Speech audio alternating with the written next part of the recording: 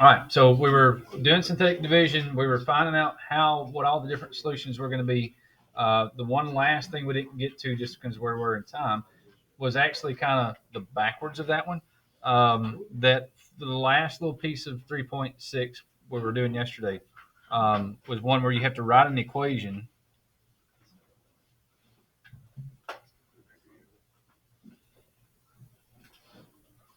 given the solutions.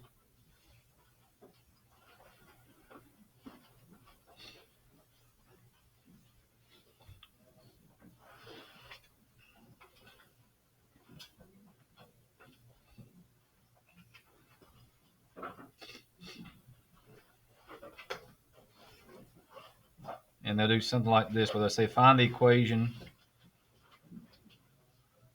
with roots x equals 2 and x equals -5 or something like that.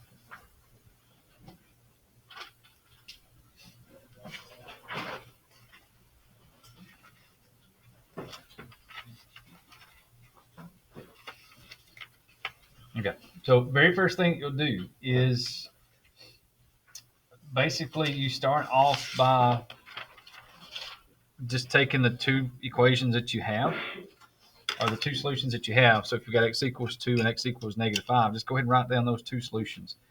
And basically, you're going to take this problem that you have and you're going to do everything backwards. That if we had an equation like this before you had solutions, you had it set equal to 0. So you're actually going to move these numbers over here back to the x side. So you'd have like x minus 2 equals 0. And this one you would add 5 to it. So you have that equal to 0. And then you could, from that point, usually these two things were kind of stuck together. So it was like that.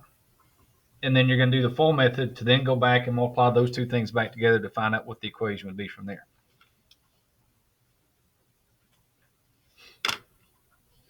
All right, do the full method. We've got x times x for x squared. We've got x times 5 for 5x. We've got -2 times x for -2x, and -2 times 5 for -10. And then just combine your two terms in the middle.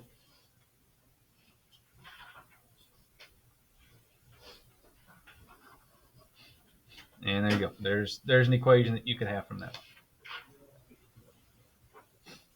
Now, and then pre-cal. If you're going into pre-cal, there's actually one more step they would have you do for this one, but for what we're doing, this is it. That the one other step they have you do in pre-cal where they just extend this thing just a little bit more. And a lot of what you do in pre-cal is exactly that same thing, that you'll take stuff that we do in algebra 2 and then you just stretch it out. You extend it one more step to kind of do one more thing from there. So, but we don't have to worry about that because we're not in pre-cal. All right.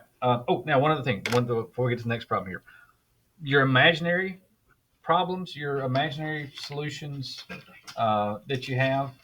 Let's just say it this way.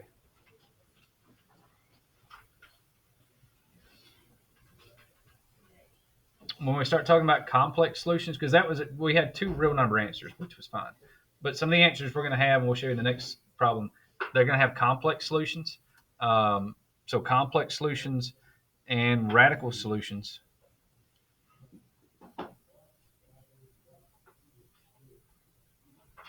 Those are going to occur in conjugate pairs.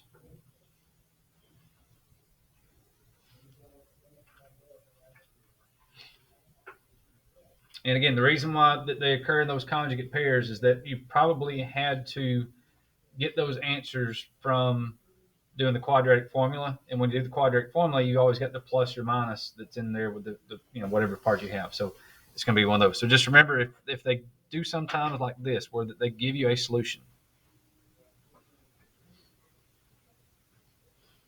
So if they give you some certain solution, you always have to kind of look for the conjugate solution.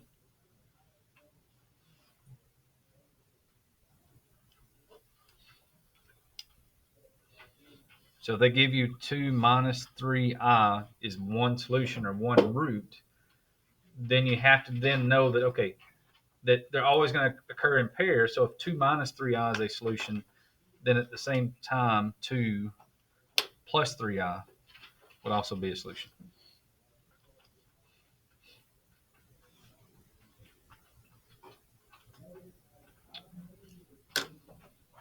If square root of 7 is one of your solutions, then negative square root of 7 would be a solution.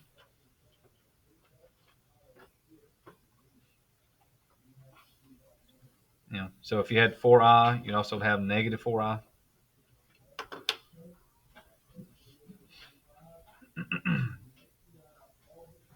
So again, no matter what they would do to throw at you in this case, you just basically change whatever sign you have in front of the radical or whatever you have that's in front of your imaginary number if you go through those.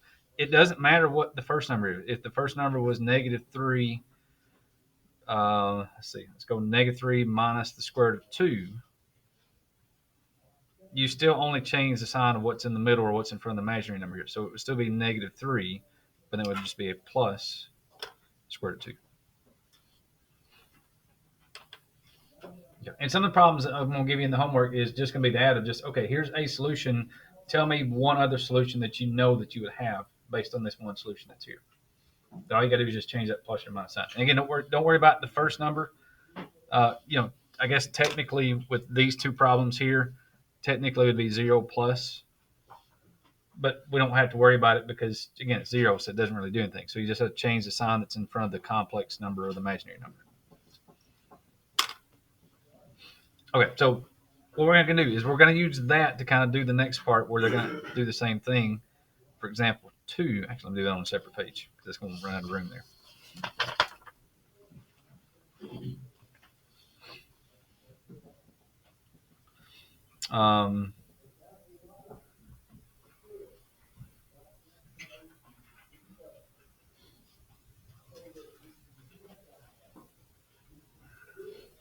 So sometimes instead of just saying find the equation, sometimes they'll say find the polynomial equation. Still the same thing. With roots of negative 4 and 2i.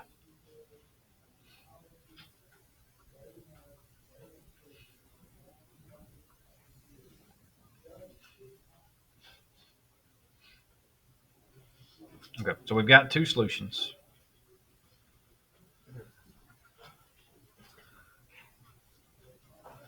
But again, because of the imaginary solution that's here, you've also got to then say, all right, well, if that's x equals positive 2i, then basically we've also got x equals negative 2i would be a solution as well.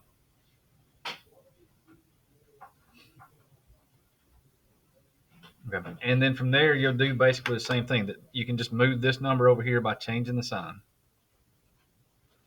Move this over here, change the sign.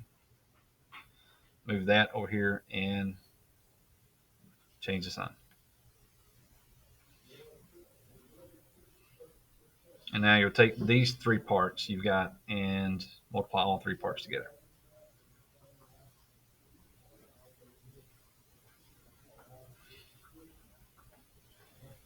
And if they give you, and again, they may do that with the same thing with square roots, and it would work the same thing. If you had, square root of 3 here, you still have negative square root of 3 here. When you go back and multiply these together for this part of it, you always want to multiply your complex or your radical numbers first.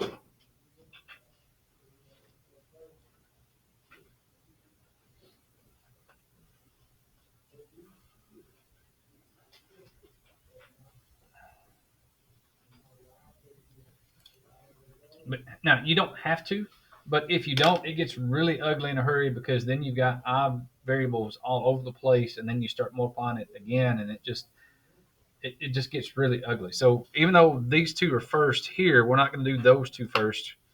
We're going to do these two first over here because it'll just make it a lot nicer and a lot neater when we do that one. Yeah, because you've got x minus 2i, x plus 2i. We're going to do those two first. And if you do that one, again, because they're conjugates, you've got the conjugate expressions here, which means you're always going to have that shortcut that when we do the full method, you're going to have x times x. You're going to have x times 2i.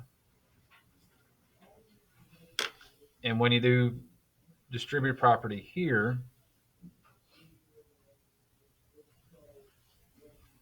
All right, one thing you got to do, because again, we had a week off for spring break, you got to remember that when you do I times I in this case, that's going to get you I squared. But here's the great thing about this one. Whenever you multiply the complex numbers first, these two terms in the middle will always knock each other out because you got a plus 2 minus 2, so they're gone. So that just leaves you with x squared. And remember, when you have I squared, you just replace that with -1. So that's really -4 times -1, which would make that a +4. And now we've gone from having imaginary numbers to not having any imaginary numbers. Now we've got real numbers, which means now if we bring down the x plus 4 that was here, that's a whole lot easier because the imaginary numbers are gone, and it's just going to be a lot easier when it goes down. And that'll work every single time. So if you do the imaginary numbers part of it first, the imaginary numbers, or even if it was square root numbers, they'll go away, and you're left with just actual real numbers you can actually work with. And now you're just going to do distributive property from there, or do the full method one more time from there. So we've got x times x squared for x to the third, x times 4 for 4x.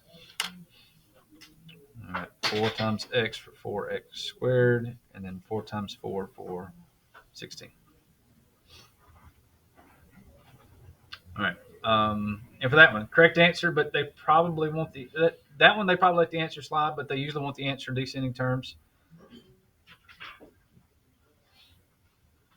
or descending order, standard form, whatever you want to call that one. So if they ask for it there, that would be the equation that they're having you work to get there.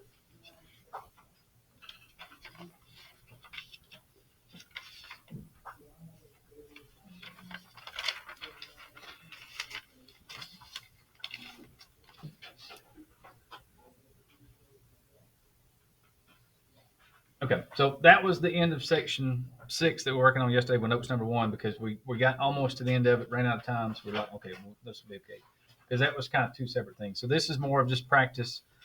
Really, it's a practice of using your full method.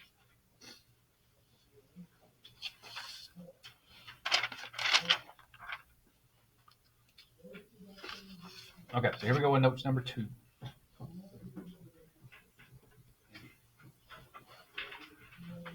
Again, not that it's like super important, but if we're in the book, this would be 3.5. And for this one, we're going to do zeros of polynomials.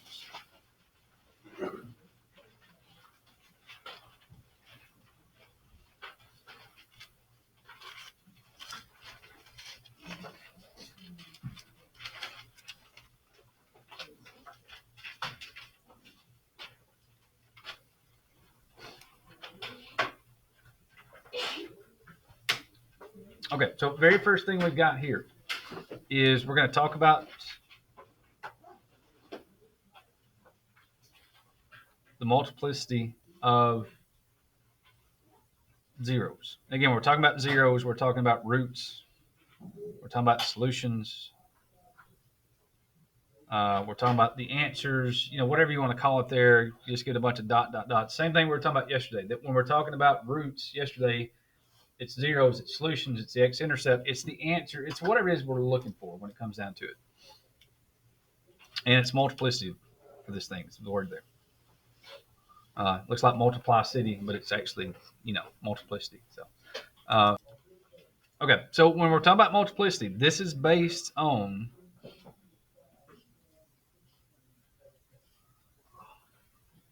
the powers, or the power actually, sorry, of each parentheses.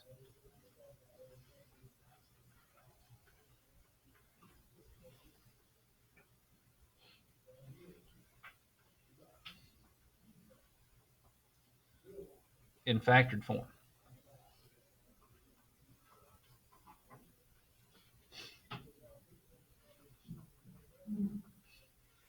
And the first time I taught this, I didn't really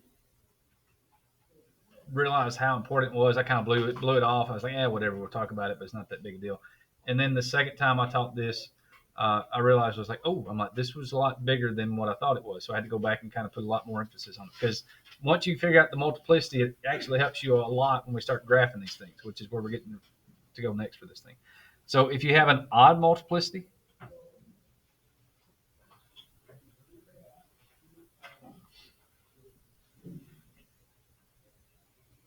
which again is an odd power, then here's what it basically does. It tells you what the graph is going to do at that point. So when we talk about the graph of this thing, the graph at that um, root, at that solution, which when we're talking about on the graph, that's going to be at your x-intercept.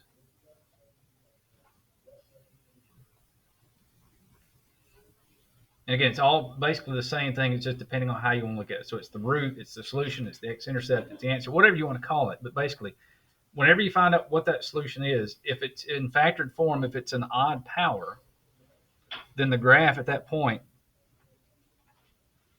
crosses through the x-axis.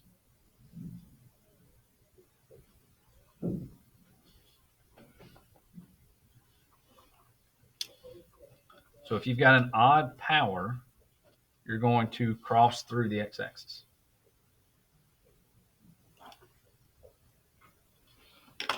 If you have an even power or an even multiplicity,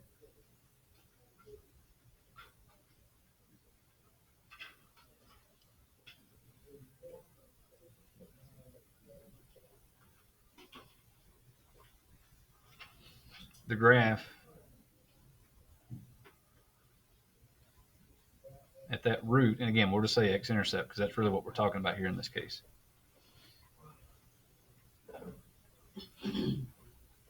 All right, think about when we're like think about the easiest power graph we had that was even power. Think about x squared. What happened when we graph x squared? What did the graph look like? It was a U-shaped graph that we would get down here close because this one would be basically the x-intercept was at 0, right? When we got down to 0, we would get here and we would turn, and then we would turn back around and go this way. So we didn't actually cross through the x-axis. We would turn around. This one's going to do the exact same thing, just like we did in x squared. The graph at that root or that solution is going to turn around.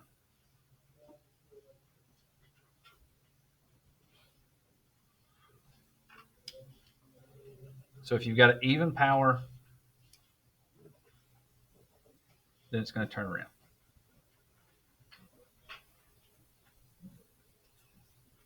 And just knowing those two little things makes graphing something so easy once you kind of pick up on it. Now, one of the little things that they talk about, it's not, to me, this is a part that's not a big, huge deal. And we'll show you what this looks like in a second. But they talk about a relative maximum or relative minimum.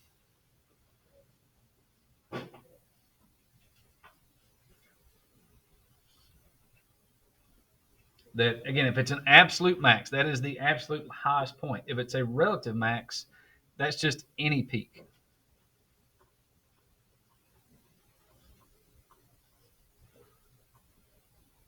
On the graph. Doesn't really matter if, again, where it is, if you're going through those. Like around here, the mountain that's back behind us here at Sparkman, that's a relative maximum because it's a high point. If you go down 53 and you're headed in to Huntsville, right when you get to Research Park, you can look up, you got another mountain there. That'd be another relative maximum. So any little high point along the way, any peak in the graph, that's relative maximum. And any valley or any trough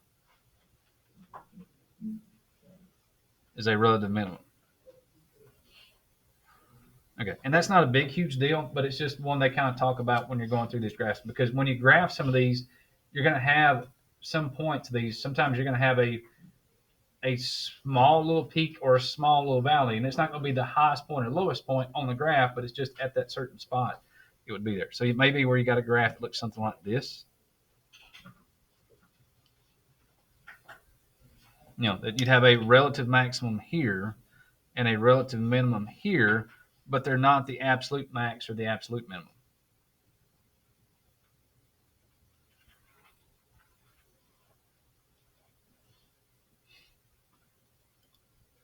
So again, it's a certain high point or low point. This will be a collection spot that you have here because it's a low point. But once the water gets over here, if we were doing like a waterfall or something, once you get up to here, then the water's all going to funnel off this way. But some of it's going to get stuck here because it is a low point that's there. but it's not the lowest point because it's still going to be somewhere down here if you go back and graph this thing.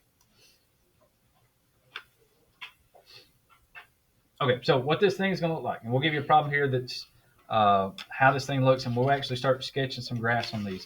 And most of the graphs that y'all are going to do, especially when they're in Math Excel, it would be really hard to graph these. So it's going to be more multiple choice questions. So you're not actually going to have to graph this like one at a time. It may be that I might give you, there may be like one or two graphs that's paper pencil that I might make you graph it by hand on the test. I got to figure that part out if I'm going to do that to you or not. But there'll be some spots where you've got some multiple choice graphs that you'll pick from just because it would be really, really hard to do that in Math Excel to graph something like this that's not multiple choice. But all right, so here we go. We're going to solve it first. So let's do x plus 3 times x minus 4 squared equals 0. Oh, sorry.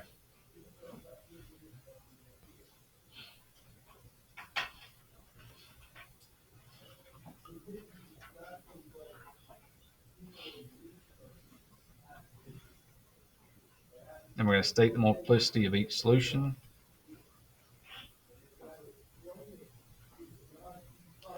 Again, they may say solution or root or whatever. It doesn't really matter. It's all the same thing. It doesn't matter what they say in that part. Here's something we're going to flash back to what we did back before spring break. We're going to determine the end behavior.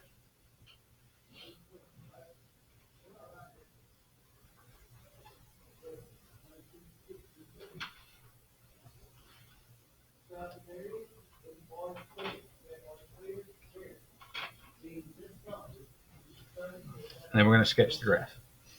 And again, we're not going to take the time to have it be an exact graph. We want it to be just a rough estimate because if we wanted to get like every single point on here, we'd have to do the intermediate value theorem, which would take a little bit of time to go through that one.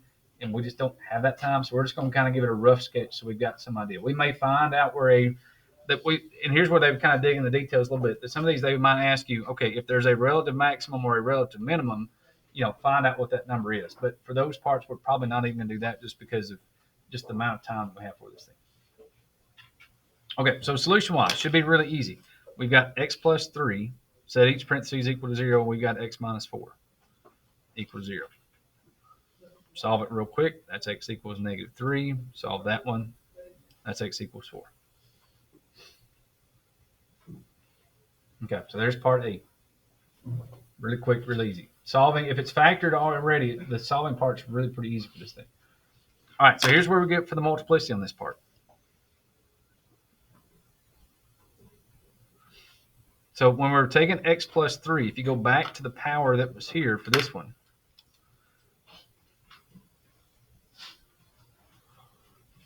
the power of x plus 3 basically will be to the first power. So this one, the multiplicity is 1. And then for x minus 4, well, it's x minus 4 squared, so your multiplicity is 2. And a lot of times on those in the homework, what you'll do, especially in Math Excel, is they'll say, all right, tell me the solution and tell me what the multiplicity is. So they'll kind of have it kind of tag team something like this. Maybe a drop-down menu, maybe a couple of different things, but they'll have you talk about the solution and the root and then the multiplicity at the same time. All right, but again, here's the big thing that goes with this one. Knowing that this is multiplicity of 1 and 1 is odd, that means when we get to negative 3, the graph is going to cross through because 1 is an odd number. The multiplicity in this case for x equals 4 is 2. Since 2 is even, that means we're going to turn around.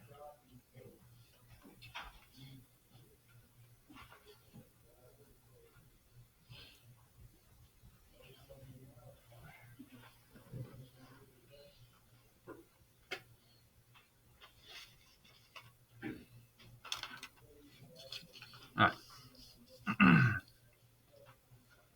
So we've got x equals negative 3, multiplicity is 1, x equals 4, multiplicity is 2. We know the graph is going to cross through and the graph is going to turn around here. For the end behavior, here's what we have to do.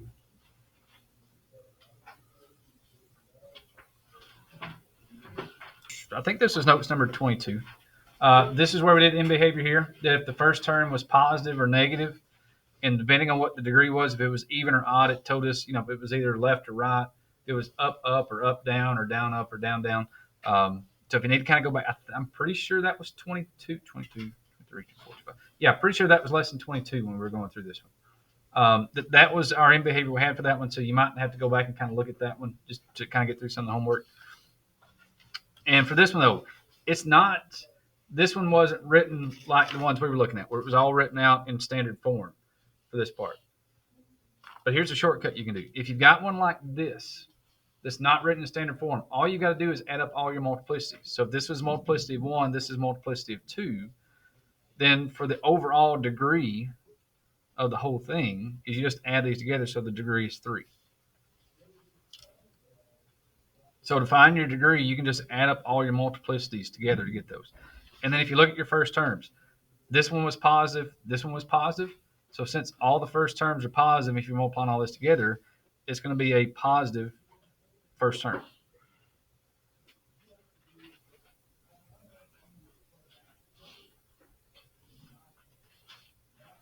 Okay, so to get the end behavior, we got to go again. Got to flash back before spring break. The degree would have been 3. Add up all your multiplicities. Figure out if the first term was positive or negative. So in that case, it wound up being positive, and so it was a positive number, and the degree was odd. So that means that the right side should go up, and the left side is going to go down. So left side was down, and the right side was up. And that one, again, you may have to kind of go back and flash back to that one just because it's been, probably 2 weeks ago when we were talking about that with spring break mixed in. All right, now here's what that means, because we didn't talk about it back before spring break. We just left it here, and we're like, all right, we're done. We're not going to worry about it. Now we're actually going to show you what that means and how we're going to get there. Take your two solutions we've got, which is -3 and 4, and here's how we're going to sketch this thing. Just make a quick XY axis. Go over to -3. And let's put a dot there for x equals -3, because that's one of our solutions. The other solution we have is at 4. So that was here.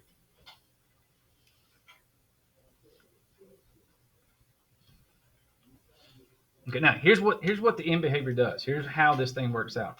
You take the try that again. You take the rightmost 0 that you have, and from the rightmost 0, you have an arrow that's going to point up. You take your leftmost 0, and from that leftmost 0, you draw an arrow that's going down.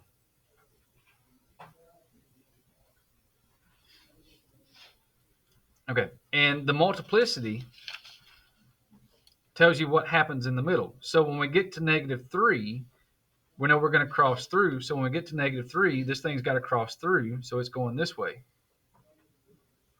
And when we get to 4, we got to turn around. So when we get here, we're going to turn around, which means we're going to bounce off this thing. And eventually, and here's where we're not really sure where it's going to be, eventually these two things are going to meet together, so we've got something kind of like that. And that's the part in the middle, this middle section. I'm not too terribly worried about it, whether it was here or, if it was supposed to go way up here, if it was like this, or it could have been that it might even just been like this, where it's kind of short like that. And that part of it, I'm not really too worried about it. If you get into pre-cal and you've got more time to dig into it, you may dig into more time with it there. But for right now, I'm just worried about that you've got just the right basic general shape of it.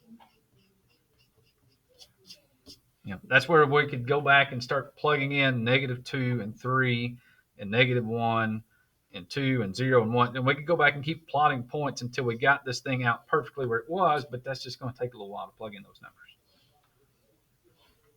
All right, so there's your sketch of the graph, and that's kind of how you figure out what's going on. So the end behavior tells you, you go to your leftmost 0, you go down, you go to the rightmost 0, and you go up. And then your multiplicity tells you what happens in between, that you're going to cross through this one, you're going to turn around at this one, or whatever it is that you're going to do from that part. So there's where we get to tie it all together. All right, ready to do another one? All right, let's do another. All right, so we'll do the same thing. We'll find the zeros. We'll do the multiplicity. We'll sketch the graph, do the end behavior, do all that good stuff when we come off this thing. Let's go x to the fifth plus 4x to the third equals 5x to the fourth minus 2x to the third.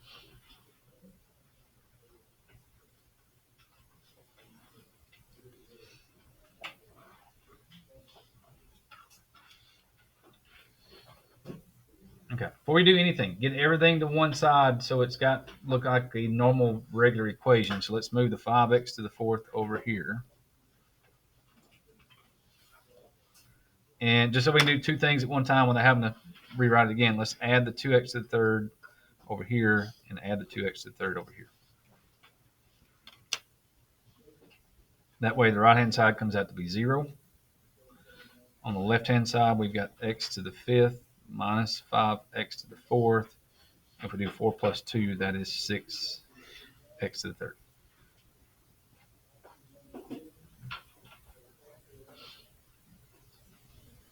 Okay, so there's the problem we had. Now, before we do anything at all, let's go ahead and kind of look at it here. And this is the one little thing we can get from it. Your leading term is x to the fifth.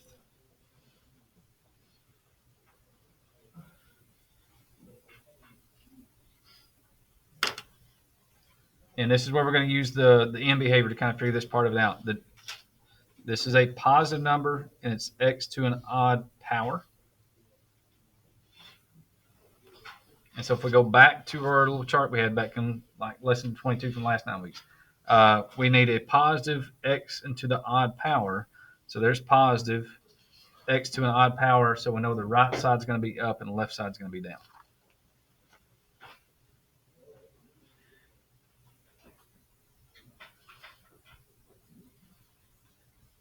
Okay, so we get all that just from the leading term from right here.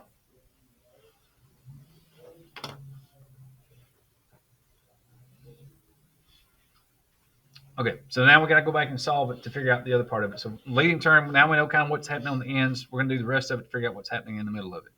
So if we're going to solve this one from here, they all got x's in common, right? So before we do anything, let's factor out. We've got 5, 4, and 3. We take out 3 x's out of all these. Let's see what we got left over here. So we take out an x to the third. We've got x squared minus 5x plus 6. Because that doesn't really look factorable sitting like that. There's not a whole lot we can do with it there. But if we look at what's in the parentheses now, we take out x to the third. Now we've got a normal looking quadratic. So here's where we got to be careful. What are the factors of 6 that would get us negative 5? Because it could be 2 and 3, but it also could be 1 and 6, right? Because it could be negative 2 and negative 3 to get negative 5. It also could be negative 1 and positive 6. Or wait, negative 6 and positive 1. So this is where your signs, you've got to be careful. Because it could go either out. Because you could do 1 minus 6 and get negative 5. You also could do negative 2 minus 3 and get negative 5. So you got to be careful with your signs here. B term is positive, so the bigger number has got to be positive. Sorry, negative. If you divide a positive and a negative, that means the other number's got to be a negative. So they got to both be negative, so that's going to give us 7. So in that case, it would be the 2 and the 3 that we're looking for.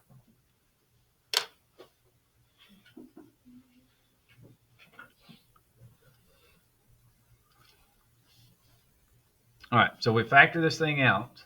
We've got x to the third, x minus 2, and x minus 3. So if we solve each one of those three things, x to the cube equals 0. That's still just x equals 0. This one's easy enough. We add 2 to both sides. That one's easy enough. We just add 3 to both sides. So we've got 0, 2, and then 3.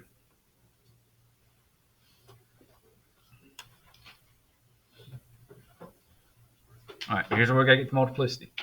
For this one, it's x to the third, right? So your multiplicity is 3. This one was x minus 2, basically the first power, so your multiplicity is 1. This one was x minus 3, the first power, so your multiplicity is 1. But again, the big thing is whether it's even or odd. So in this case, 3 is an odd number, so it's going to cross through.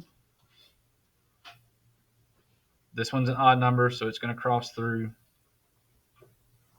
This is an odd number, so they're all going to cross through once we get the points up there. Again, that's all based on the multiplicity. And again, that's the part the first time I taught this one, I didn't catch that was that important, but that's how you know what's going on in the graph is based on the powers that you have when it's in factored form, because those powers tell you whether you're crossing through or whether you're going to turn around once you graph those points. All right, so now we got to get the graph up here because we got everything we need to graph it.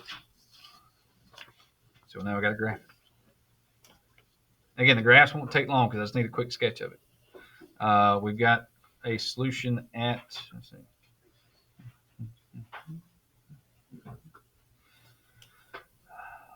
see. We've got a solution at 0. We've got a solution at 2. And we got a solution at 3. So those two are kind of tight together. But that's okay.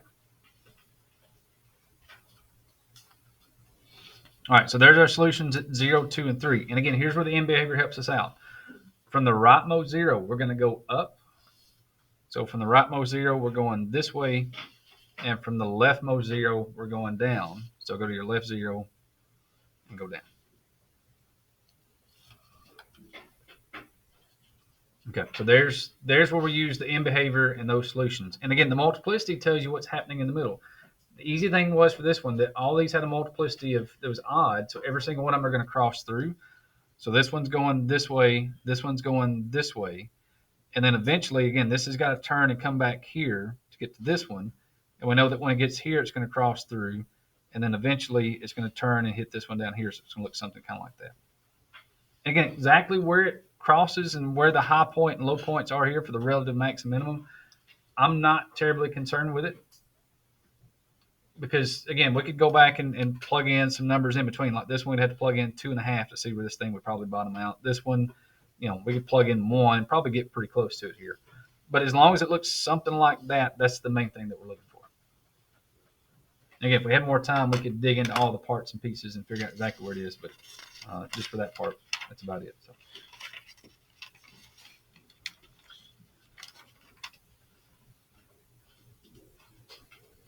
All right, everybody, seem like it's all right? Okay, one more, where we do like we did yesterday, and then bring it all together and tie this thing together. So,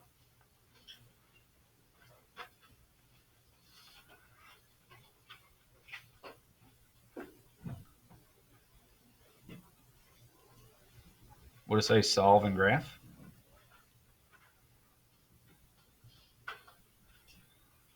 Because we have to do all the other stuff to be able to graph it.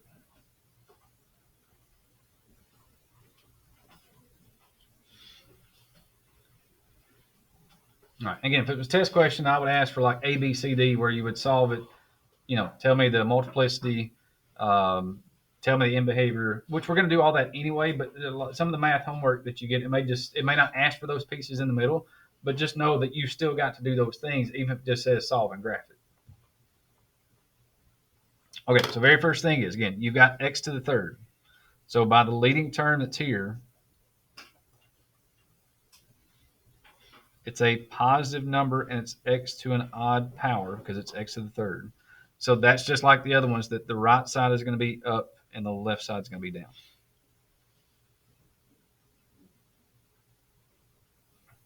So we've got our end behavior right here.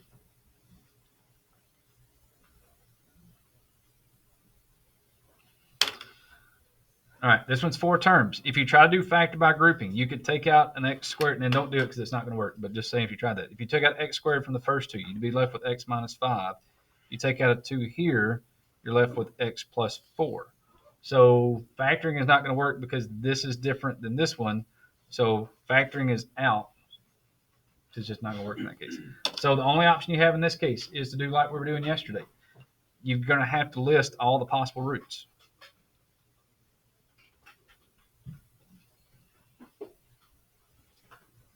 And we're going to do that by doing the P over Q. That P in this case is the positive 8. Q in that case would be the positive 1.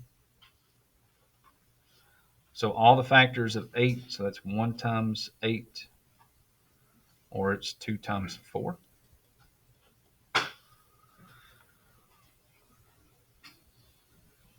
And again, the good news in this case is it's over 1, which again, if you divide everything by 1, it doesn't do anything. So all the possible roots we have are 1, 2, 4, and 8.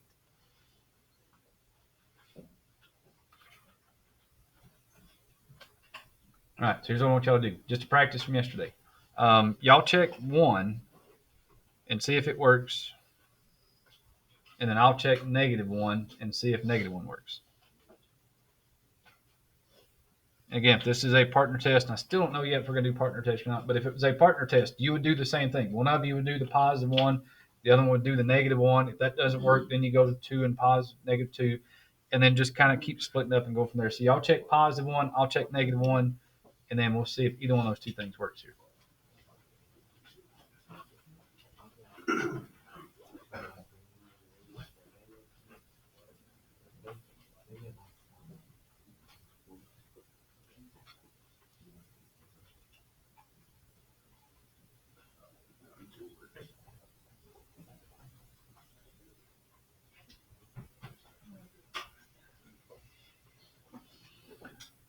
All right, so -1 worked because we got 0 at the end. Did positive 1 work?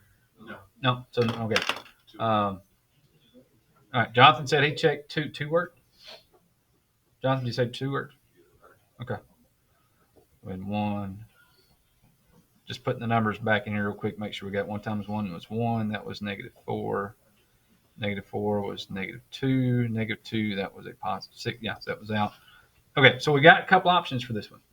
Then again, we get this one. We know that x equals -1 is one of the solutions we're looking for. We've got 1 -6 minus 8 because this was x to the third. This would basically be the same thing as x squared minus 6x plus 8. And this goes back to the number Jonathan found. This would be something easy to factor because if you find the factors of 8 that equal 6, well, that would be 4 and 2, right? So then we could do x minus 4 equal to 0, x minus 2 equal to 0. So then we get x equals 4, and we get x equals 2. Okay, now, and if you were doing one like this one, where Jonathan said he found that x equals 2 is a solution, if you found -1 first and you knew it was here, you could then just take and do synthetic division with the 1, the -6, and the positive 8. If you want to check it again with 2, 2 times 1 is 2. That's -4. 2 times -4 is -8 to 0. So now you know 2 is solution, and then you're left with x minus 4, and then you get the x equals 4. So, Karina. Hmm?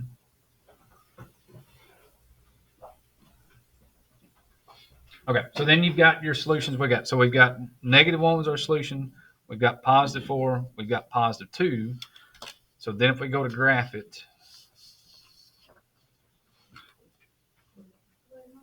wait, hold on.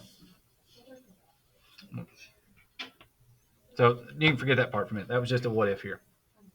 So yeah, that was just saying that somebody was like, because Jonathan found 2 minutes ago, and then if we got here, we could have done synthetic division to find the 2 worked out, and then we went from there. But it was probably easier in that case just to factor we had there. So okay, so there's our 3 solutions that we've got to plot on the graph. And if we factored this one, because you can maybe looking at this and like maybe where's the multiplicity? How do we know what the multiplicity was? If we wrote this thing out in factored form, it would have been we had what, x minus 4 here, we had x minus 2 there, and then factored form this would have been x plus 1. So in that case, we didn't have, because there's the 1, 2, 3 answers. It was x to the third. We were looking for 3 answers. So because we had three different answers, there's no way that any of those could have repeated. So those all had multiplicity of 1 there.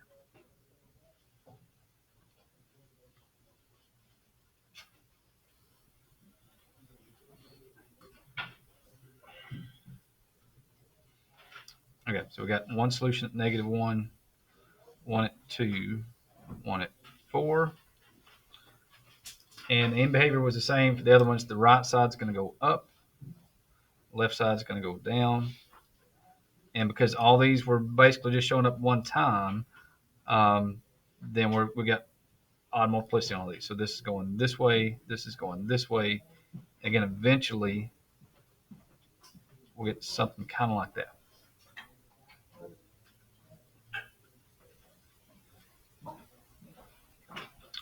Okay. Now, somebody may be asking, how do we know if these answers had repeated back here? That's one of those, if you were going through and doing the factoring on this one, let's say we had found out that, and once that gets finished here, I'll give you a what if here.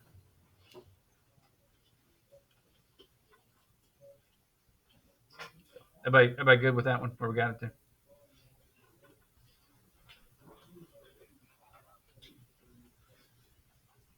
All right, here's a what if on this one of how to kind of get through this one and see what we had. Let's say that back here in the beginning, when we were doing synthetic division, we'd found that x equals 2 was the solution. Um, Again, this is not notes, it's just saying a what if here.